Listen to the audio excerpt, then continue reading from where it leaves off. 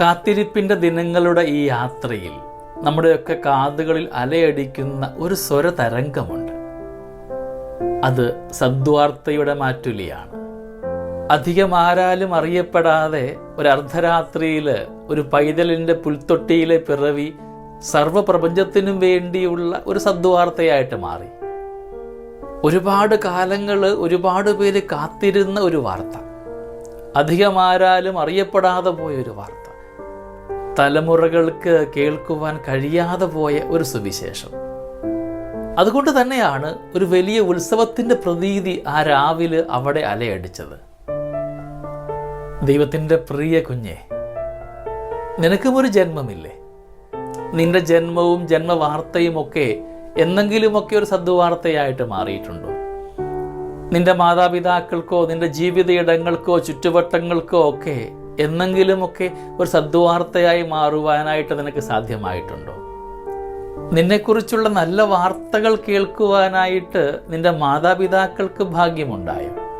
അതോ നിന്നെക്കുറിച്ച് കേൾക്കുന്ന വാർത്തകളൊക്കെ നിന്റെ പ്രിയപ്പെട്ട മാതാപിതാക്കളുടെ കണ്ണുകൾ നനയിപ്പിക്കുവാൻ എന്നെങ്കിലുമൊക്കെ കാരണമായിട്ടുണ്ടോ? ഒരു സദ്വാർത്തയായിട്ട് മാറുവാൻ നമ്മുടെയൊക്കെ ജീവിതത്തെ ഒന്ന് ക്രമപ്പെടുത്താം. നാം ആയിരിക്കുന്ന ജീവിത മേഖലയിൽ നമ്മുടെ ചുറ്റുവട്ടങ്ങളിലൊക്കെ ഒരു സുവിശേഷമായിട്ട് മാറുവാൻ അവിടെ ഒരുപാട് പ്രതിബന്ധങ്ങൾ കടന്നു വരാമായിരിക്കാം.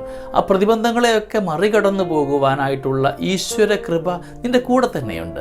നിന്റെ കൂദാശയുടെ വലിയ വിശുദ്ധീകരണത്താൽ ഈ ദിവസങ്ങളൊക്കെ അനുഗ്രഹമാക്കി മാറ്റുവാൻ, കുമ്പസാരം എന്ന കൂദാശ വഴി തിരുപ്പിറവി ഹൃദയത്തിൽ സാധ്യമാക്കുവാൻ, എൻ്റെ ജീവിതത്തിൽ സംഭവിച്ചു പോയ അശുഭകരമായ വാർത്തകളെയൊക്കെ തുടച്ചു മാറ്റിക്കൊണ്ട് വിശുദ്ധീകരിക്കപ്പെട്ട നവീകരിക്കപ്പെട്ട ജീവിതത്തിലൂടെ നമ്മൾ ഓരോരുത്തരും ഒരു സദ്വാർത്തയായിട്ട് മാറുവാൻ, എൻ്റെ സമൂഹത്തിന് അനുഗ്രഹമായിട്ട് മാറുവാൻ ഈ തിരുപ്പിറവി ഒരു കാരണമാക്കാം. പ്രിയമുള്ളവരെ, കാലിത്തൊഴുത്തിലെ സദ്വാർത്ത ഈ കാലങ്ങളൊക്കെ പിന്നിട്ട് ഇന്ന് ആധുനിക യുഗത്തിലായിരിക്കുമ്പോഴും സദ്വാർത്തയായിട്ട് ഇന്നും അവശേഷിക്കുന്നുണ്ടെങ്കിൽ അതിൻ്റെ പിറകിൽ സഹനമുണ്ട്, പ്രാർത്ഥനയുണ്ട്, ദൈവികമായ കൃപയുണ്ട്.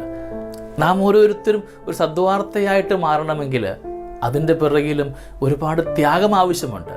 പ്രാർത്ഥനയുടെ, ധ്യാനത്തിൻ്റെ, സഹനത്തിൻ്റെ, ജീവിതയിടങ്ങളിൽ ഈശ്വര കരസ്പർശമുണ്ടാകേണ്ടതിൻ്റെ നന്മ നമുക്കുണ്ടാവട്ടെ. ഒരു സദ്വാർത്തയായിട്ട് മാറുവാൻ നമ്മളെ ഓരോരുത്തരെയും ഉണ്ണിമിശിഹ അനുഗ്രഹിക്കട്ടെ.